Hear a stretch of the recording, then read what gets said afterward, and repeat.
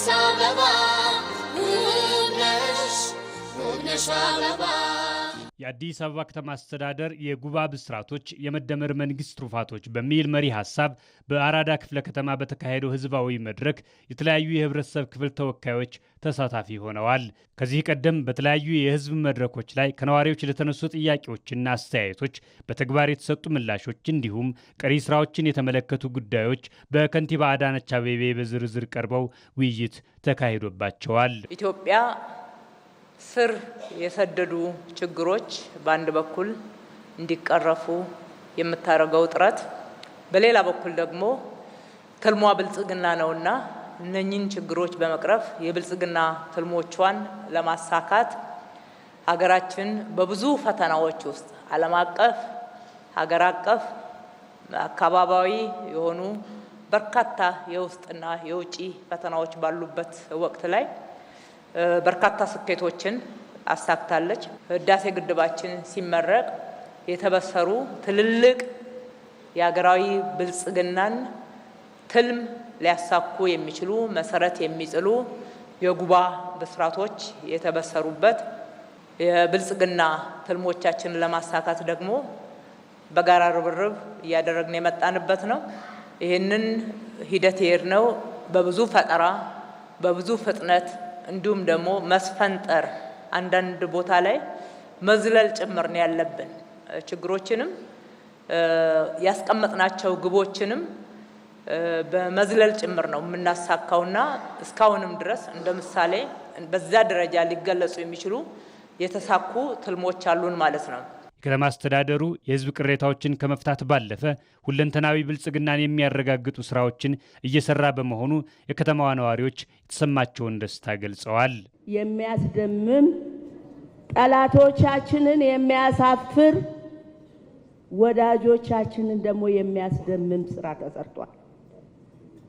ውሃ የሚቋጥር የሚዳሰስ በእውነት የሚያስገርም ስራ ተሰርቷል። ሰው ተግባሩ ጀግና ያሰኘዋል። ተግባሩ ጀግና ያሰኘዋል። ክብርት ከንቲባችን ጀግና የጀግና ነሽ። ዛሬ ፊት ለፊትሽ ቆሜ ይሄን አልኩኝ። በሌለሽበት ጀግና ብያለሁ። አዲስ አበባ ከተባለላት በላይ ከተኛችበት የነቃች ለሌላው የተረፈች ከተማ ሆናለች። ምሳሌነቷም በአፍሪካ ደረጃ እየታየ ነው። ለዚህ ስራው ብቻ ምስክር ነው።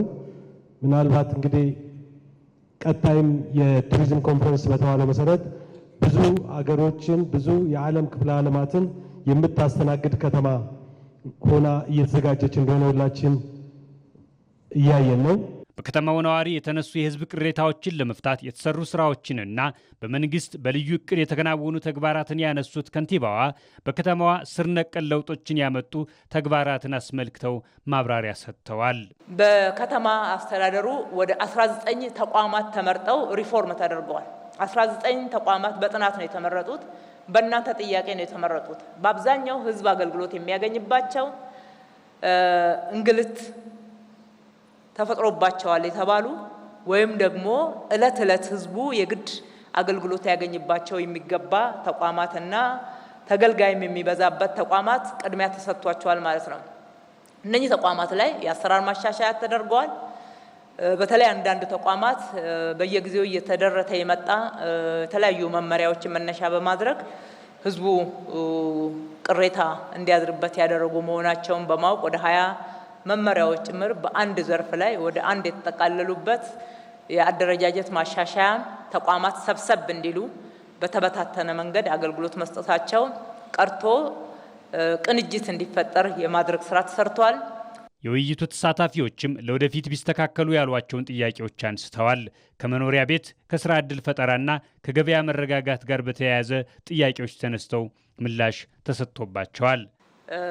ቤት አቅርቦትን መጨመር ነው እንጂ ለእያንዳንዱ ዜጋ መንግስት ቤት ሰርቶ ሊያቀርብ አይችልም። የትም ዓለም አልተደረገም።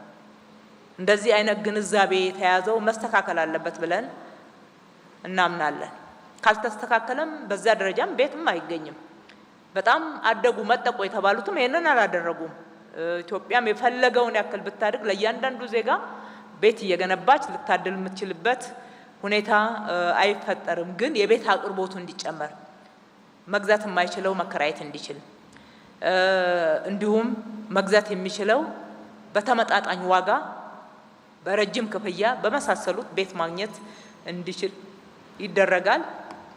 ለችግር የተጋለጡ ወገኖች ደግሞ እኛም እንደምናደርገው በበጎ አድራጎት እየተሰራ በትንሽ ክራይ እንዲሁም በነጻም ጭምር እንዲያገኙ እየተደረገ ነው። ከሰላምና ደህንነት አንጻር አዲስ አበባን የሰላም ምሳሌ ለማድረግ ሀገራዊ፣ አህጉራዊና ዓለም አቀፋዊ ስብሰባዎችን በስኬት ለማስተናገድና የሕግ የበላይነትን ለማስፈን ከፍተኛ ስራዎች መሰራታቸውንም ከንቲባ አዳነች አቤቤ አንስተዋል።